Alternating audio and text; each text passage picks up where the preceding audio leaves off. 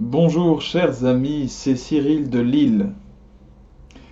Chrétiens, juifs, musulmans, nous croyons tous au récit de la Genèse, récit de la création du monde et de l'homme. Et dans ce récit, il est bien dit que l'homme a été coupé de la grâce de Dieu par son péché. Adam et Ève ont désobéi à la loi de Dieu de ne pas toucher à l'arbre, au fruit de l'arbre de la connaissance. Or, ils y ont touché. Ce faisant, ils ont obéi au roi du mensonge, au Dieu du mal, à celui qui va à l'encontre de Dieu et qui est Satan. À partir du moment où nous avons obéi, où nos ancêtres, nos premiers parents ont obéi à un autre maître qu'à Dieu, à savoir Satan, ils méritaient donc de mourir. Ils méritaient le prix du nouveau chemin qu'ils avaient choisi, puisque Satan est le roi du mal et l'auteur de la mort. En leur obéissant, nos ancêtres méritaient donc de suivre le maître qu'ils avaient choisi. Ainsi, nous méritions de mourir. Et le Seigneur a choisi de faire autrement, puisque nous sommes là, puisque je suis là, vous êtes là, nous sommes là tous aujourd'hui. C'est bel et bien que Dieu n'a pas agi en unique justice. Car s'il avait choisi la seule voie de la justice, nous serions morts. C'est le prix que nous méritions. Alors, qu'est-ce qui fait qu'aujourd'hui nous soyons encore en vie? Pourquoi Dieu a-t-il changé d'avis? Eh bien, mes amis, la seule raison qui peut pousser Dieu à cela, c'est bien l'amour. Puisque Dieu n'est obligé de rien, il n'a pas besoin de nous. Nous avons besoin de lui, car nous venons de lui, mais lui, qui est de toute éternité, n'a pas besoin de nous. S'il nous a gardés en vie, c'est par un choix libre, c'est parce qu'il n'a pas voulu nous donner le prix de notre désobéissance. Comme lorsqu'on se retrouve face à un bébé, vous savez, qui a désobéi, et qu'on ne peut pas lui donner le prix, la correction qu'il mériterait. On dit, bon, tant pis, je ne peux pas me résoudre à l'envoyer à la mort. Eh bien, c'est comme cela que Dieu a choisi d'agir avec nous.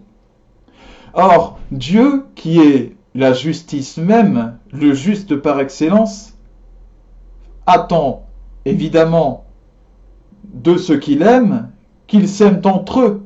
Car lorsque vous êtes juste, vous attendez des autres qu'ils agissent de la façon dont vous agissez, en particulier envers eux.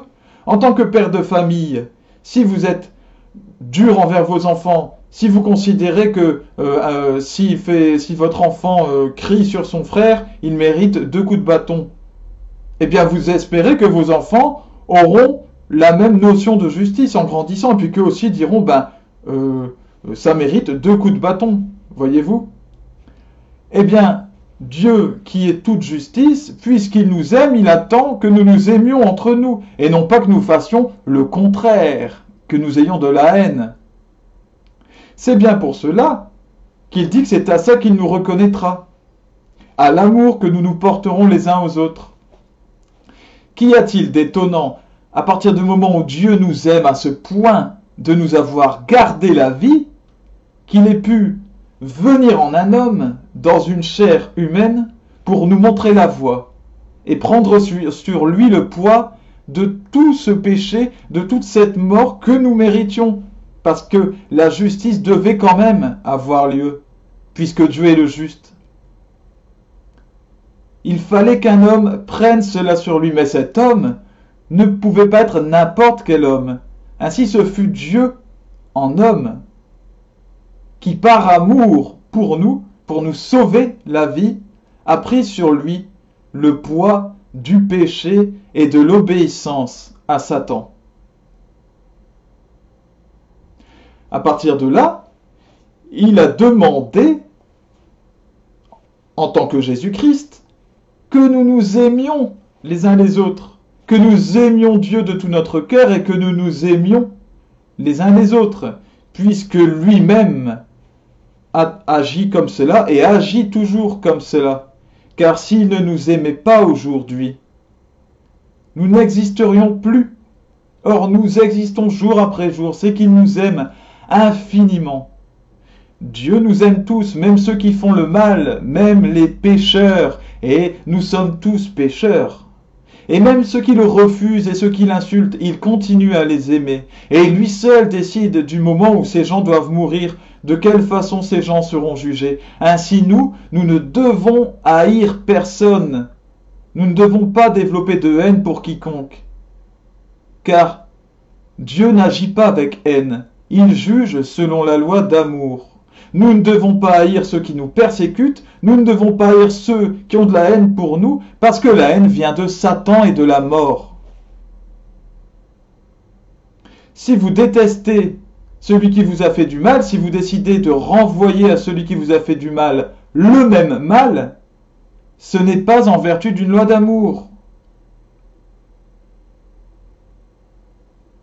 Ainsi, aimez-vous les uns les autres est une loi tout à fait logique. Et l'incarnation de Dieu en Jésus-Christ est tout à fait possible. Même si elle est folle, même si elle est incroyable, par rapport à notre chemin d'humanité avec Dieu depuis Adam et Ève, c'est quelque chose de possible. Il n'y a rien de mauvais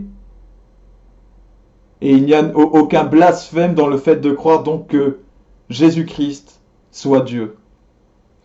À bientôt les amis, que le Seigneur vous bénisse.